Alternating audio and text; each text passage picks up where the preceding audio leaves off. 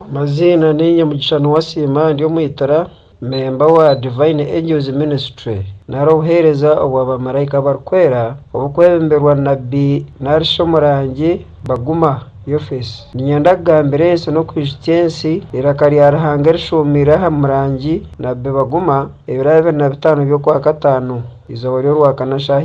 shahina n'ekicwekazi kiro iraka rya Ruhanga ndigera ngu haine abantu abari mu ihanga ryaitu rya Uganda abazi kuza kukoresa sente z'ihanga nyingi kugura koini abakugimanya abari mu bintu ebyo negurwa esente za dora haza nyingi munonga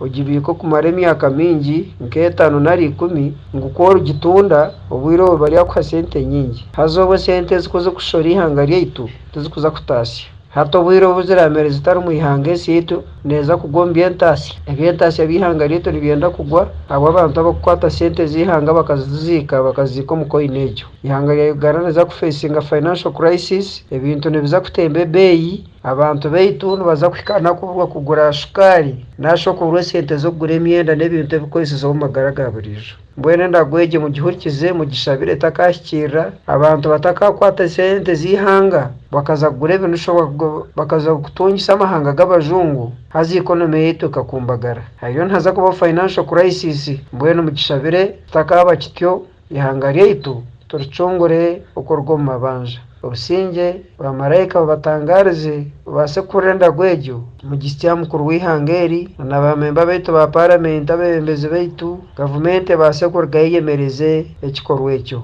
abamarayika bahereza mu gisha obusinge